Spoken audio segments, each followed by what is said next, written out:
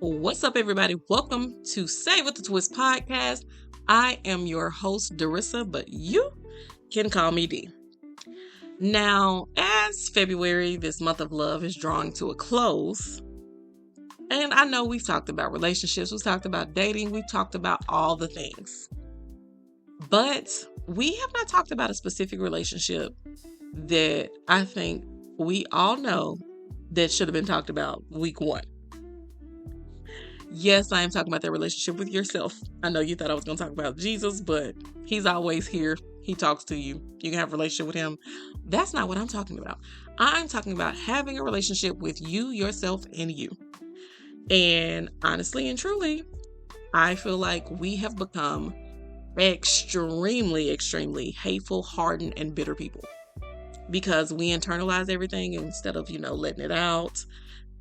But I want to talk to you about choosing yourself without becoming a hardened person. Because we need to be more self-aware, not defensive. We need to be a little hopeful in this 2026, okay? Now, I know the idea of choosing yourself seems weird, but choosing yourself is absolutely necessary. But I dare to say that if we're not careful when it comes to choosing ourselves and protecting ourselves, that we just use that protection to quietly turn it into an emotional armor where now we are mean, hateful, spiteful people. But I'm not saying this to be judgmental or anything like that. I'm just saying this is something that we need to do going forward in this year. Now, I'm going to be very transparent here and talk to you about a time where I chose myself over someone else. And it felt awkward at first. It really did, until I came to the realization of things gotta change. And as Cookie Line said in Empire, I gotta put me first. Okay. So here's the story. So I had this friend girl back in the day, and we used to be thick as thieves. When you saw one, you saw the other. We used to travel. We used to have a time, okay? Every other weekend we was catching a flight or in the car. We were gone. And, as time rolls on, because when we first started going out, we weren't dating. We weren't really talking to people. Or if we were, it would just kind of be like a one-off, go out on a date, move on to the next. So then as time rolls on, she starts dating someone. We travel, we go. She links up with him. I link up with another guy I was talking to out of state. And, have a good weekend, come back home. So then as time goes on, I'm starting to date people who are local. And I was dating this one guy. We met him at church. And he was new, and everybody was like, oh my God, he's so fine. He was handsome, not gonna lie. Was he really my type? No, because he was a short king, and I like him tall like a tree. But because I had the confidence and the authority to go ask him questions for the group, he was interested in me because I approached him. So me and him are talking, we're dating, we're having a great time. And just all of a sudden, homie ghosts me. And I was like, that's weird, because everything was going good. We didn't have any arguments, nothing like that. If we would debate, sometimes agree to disagree, neither here nor there. So then I move on from it. I don't think nothing about it. I start dating another guy. He's out of state. My friend is like, oh, what's his name? So I can friend him on Facebook. And she friends him. Now, mind you, this guy is a man of the cloth, if you want to say it like that. And she didn't do to him what she did to the other guy. Now, I'm pretty sure you're asking, what did she do to the other guy? Let me tell you. But before I tell you, so mind you, me and this guy, we actually end up not dating anymore. We became very great friends. And then the world shuts down. The Panda Express happened. And I was on Facebook dating because I'm bored. We have nothing to do, no work, because I lost my job thanks to the panorama, and just on Facebook dating, meet this guy. He seems cool. We start talking. And of course, then the world opens back up. We go back to church, and this is when I see her for the first time, because it didn't dawn on me until just right now that I did not really talk to this heifer during the pandemic. And this is probably why we're not cool anymore. But we come back to church. I'm telling her about this dude. I'm like, oh, he's real cool. I'm telling all my other homegirls about him. And she was like, oh, what's his name? I was like, why do you want to know his name? So I can friend him on Facebook and message him. I said, message him for what? So I can tell him how to treat my friend, and when y'all get married, da da da. I said, hold on. I said, marriage ain't even on the table, boo. And then she was like, well, that's what I did with old boy. I was like, excuse me, come again? I'm sure. Let me clean out my ears because I didn't hear you well. She was like, yeah, I messaged him, and me and him had a conversation and we talked. And she's like, I was surprised when he stopped talking to you. So I said, okay. I said, let me think on this. So I messaged this guy and I said, hey, I know me and you ain't talking no more, but I need to know what homegirl said to you. Turns out homegirl did not say what she told me that she said. What she was doing was pushing up on the dude that I was talking to. And she was trying to basically persuade him to talk to her. This is that and the third. And he was just like, I didn't give her no play, but he was like, I know chicks like that and birds of a feather flock together.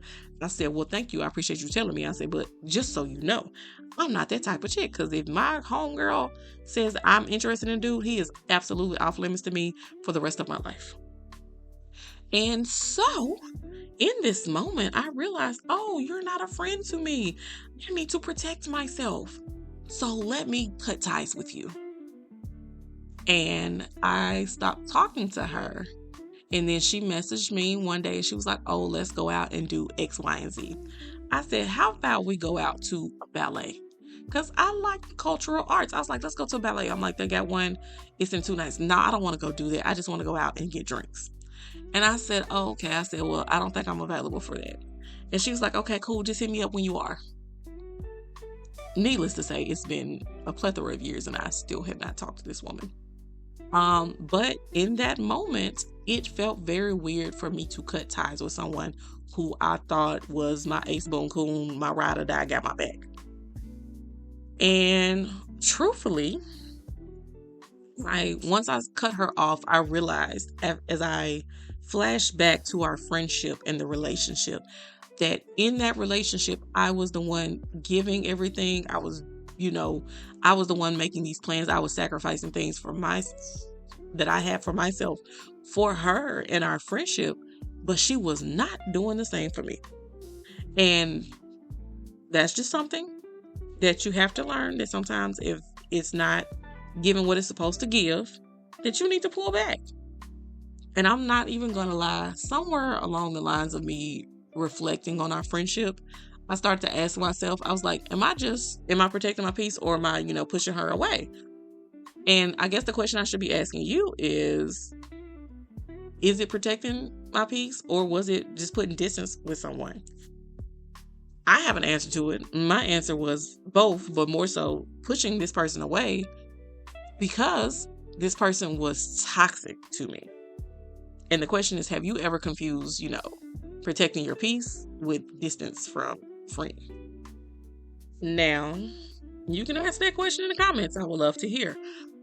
But I'm going to say this. Truthfully, I'm glad that friendship ended the way that it did, because it did make me very disillusioned with people, and I was hardened towards having new friends.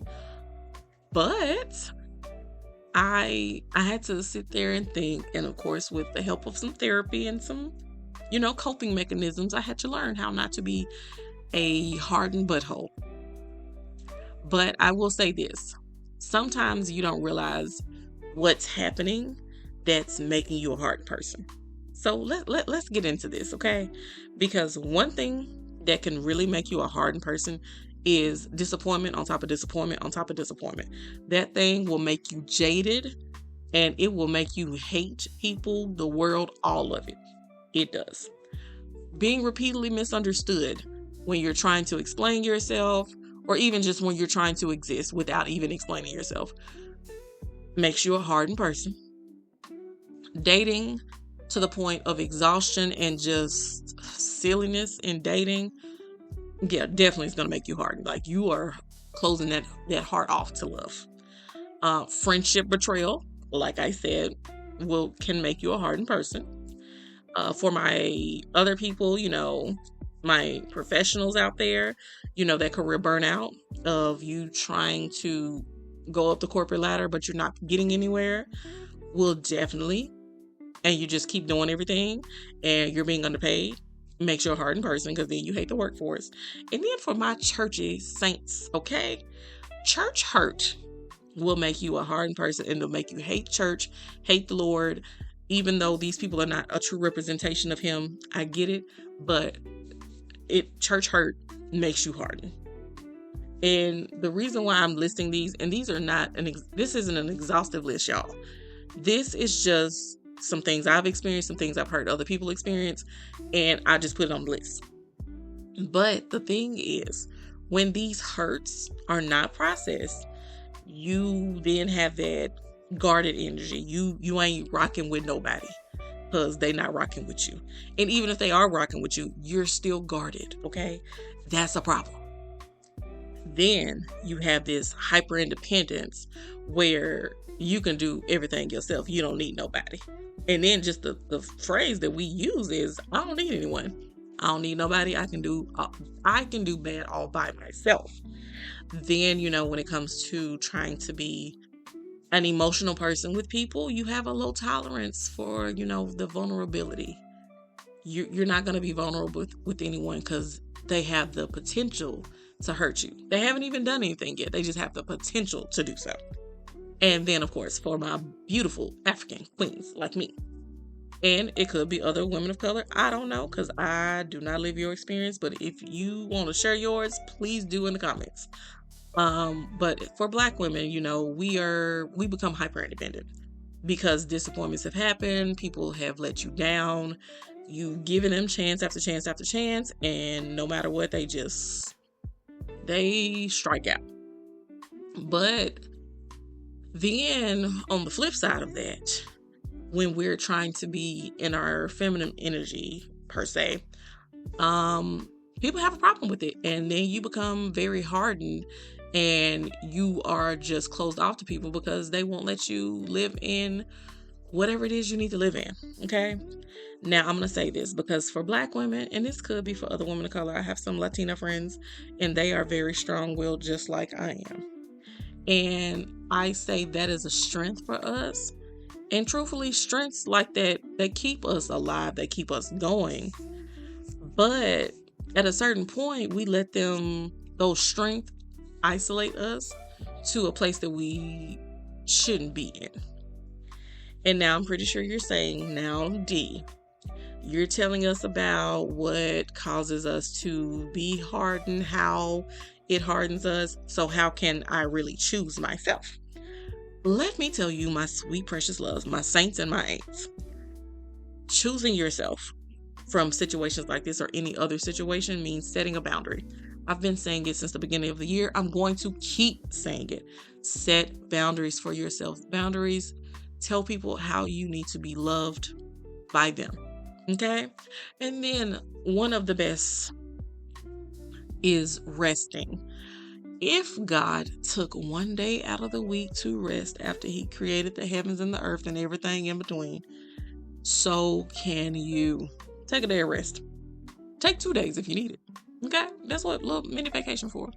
If you are not in the position to be able to afford to travel, go find you a nice little hotel in your city that you can afford, and you just go there for a night just to get away from everything. Get away from it all, your house, whatever. Order room service, read a book, watch a movie. Just relax, okay? And then I'm going to say this. Leave those misaligned situations. Like I said, my supposed friend was not giving anything and I was giving everything. I'm going to use the example that were like, don't burn bridges, right? Well, let's imagine that she and I were on opposite ends of a bridge. I was walking to the middle of the bridge waiting for her, but I'm shouting at her because she's still on the other side of the bridge because she didn't even try to meet me halfway. Okay, so leave those misaligned situations. I don't want to tell you to burn the bridge because I might, but that's just, that's that unhealed version part of me that talks. Or, it happens because we forget about that and we get triggered and we just Molotov cocktail that thing. And then the last way that I would say that you need to choose yourself is not shrinking for acceptance. What do you mean by that, D? Let me tell you, sweet precious. You are who you are. You are beautiful. You are wonderful. If you have a boisterous personality or just a fun and big personality, I don't mean in a good or bad way, just if you have a big personality and other people who are around you are like, oh, you're doing too much. Can you tone it down? Can you tame yourself a little bit? They won't accept you for who you are, how you are. Yes, I know we all grow and things like that, and we mature, some of us. But if they can't accept you for having the big personality or being the person who has no shame in approaching life the way that you do, then you need to find new friends, because you don't need to dim your light or dumb yourself down to be accepted by other people. Now, I said all of these ways to choose yourself, but what I don't want you to do is don't avoid taking accountability for your actions, because sometimes your actions, whether intentional or not, can cause harm or whatever. Now, if you're out here just really trying to be a good person and you're holding yourself accountable, then by all means, still continue to choose yourself. Do not shut down emotionally. Because let me tell you, your emotions are valid. They are your emotions and you need to have them. And don't let anybody tell you otherwise, okay? You don't need to shut down emotionally so that it makes other people feel good. Have your emotions. Do not say things in anger that you cannot take back, because words are hurtful. And just don't do it. That's all I like to say for that. Also, you don't have to cut everybody off. Cutting everybody off is not a thing of choosing yourself. Now, if you need to distance yourself for a period from these people to reset, realign with yourself, then by all means do that. But what I'm not saying is like cut these people off forever. Now, old girl, yes, I did have to cut her off forever, because not that this is my story to tell, but I'm going to tell it anyways because I was a witness to this. This same supposed friend of mine goes and sleeps with a man that our other friend was very much interested in, was even thinking about potentially dating him for, like, husband vibes. And I mean, he was even talking to her dad about this. Do you know, y'all, this woman went and slept with this man and nothing has come about from, like, for our other friend. Because, like, when she told me that she did it, I was just like, oh, you are trifling and low down and I cannot be your friend. Just saying. Some people you got to cut off. Not everybody you have to cut off. And also, I'm going to say this. Please do not be emotionally unavailable. Yeah, go look that up and do the opposite of that. Like, emotionally unavailable people hurt my nerves. Like, you do have feelings and you just like, no, I don't want to talk about my feelings.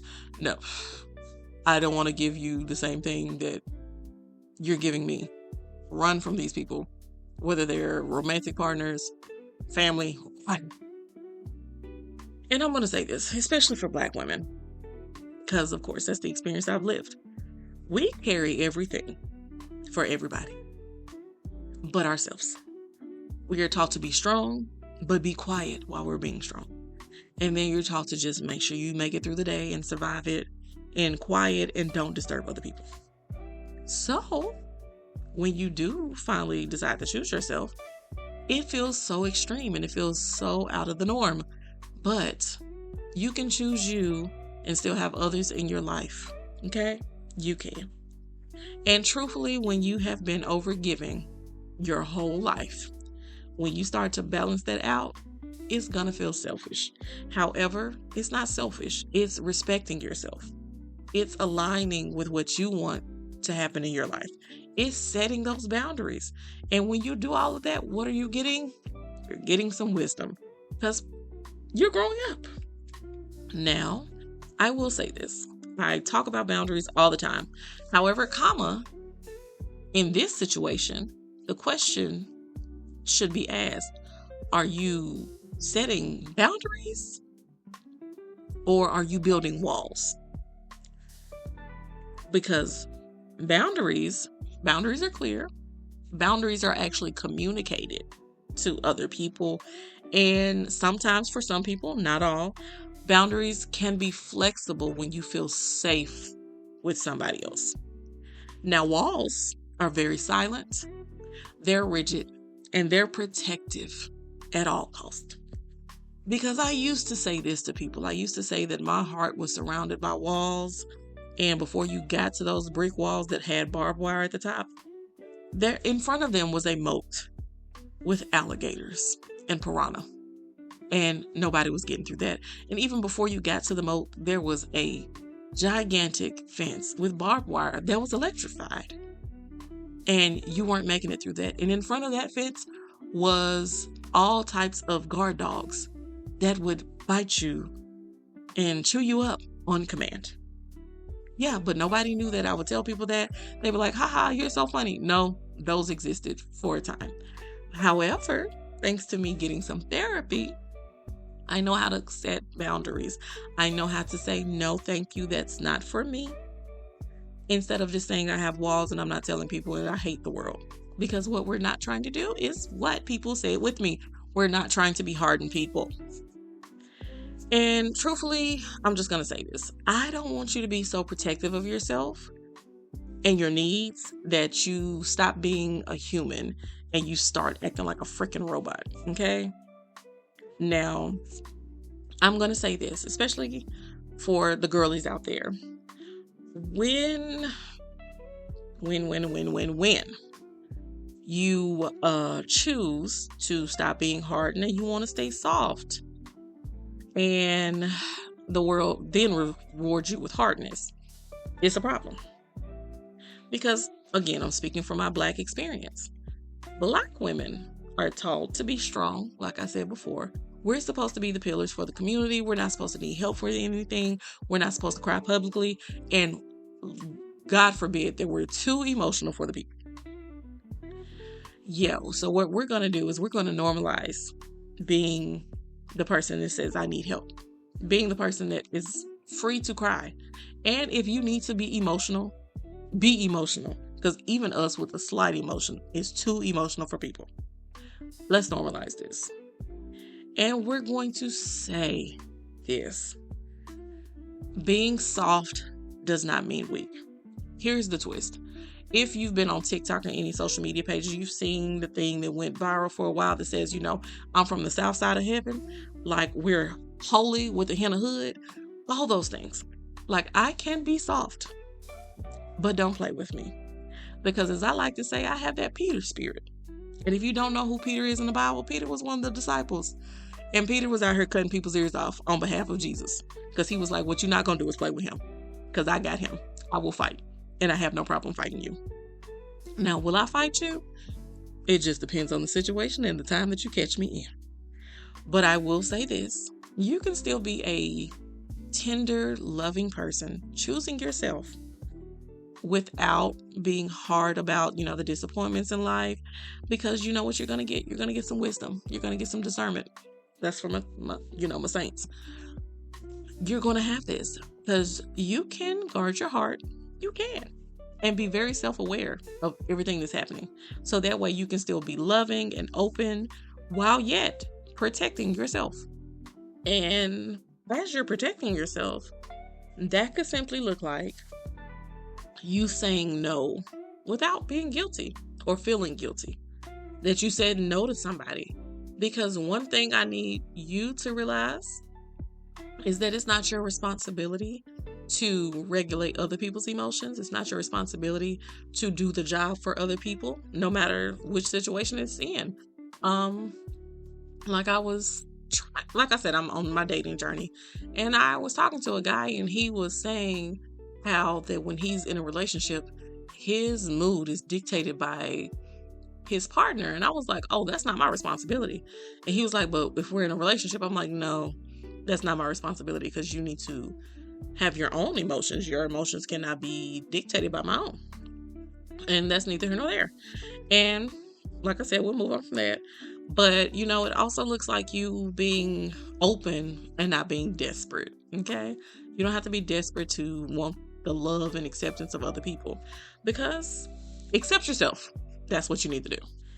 And also, you can be cautious of things in life, people in life, without becoming cynical. And you process your pain instead of weaponizing it. Yes, we know somebody hurt you. Pull a little tink tink. But you cannot use that pain that somebody caused you so many years ago to then go out there and weaponize it against other people and then also cause hurt. Because hurt people hurt people. I said what I said. I want you to realize that it's okay, especially my black girlies, my black queens. It's okay to be soft. You can be intentional. You don't have to be hard. You don't have to be living in this masculine energy. You can just, be soft. Be a girl's girl, okay? Now, I will say this because I want the best for you. I do. I want you to be soft yet strong and also be self-aware. Because choosing yourself doesn't mean that you have to reject others. And setting boundaries don't require the bitterness that some of us have set the boundaries with. I want you to choose yourself in a way that really, really, really leaves room for love, leaves room for community and connection. Not just, you out here protecting yourself. And I know this is probably not the episode y'all wanted to hear as we've been talking about love, but the ultimate love that you can have is for yourself. Because before you can date, before you can jump into anything else, you must first love yourself. Now that's all I got for y'all because it's been a day. We're having to do, some realigning over here with ourselves, okay?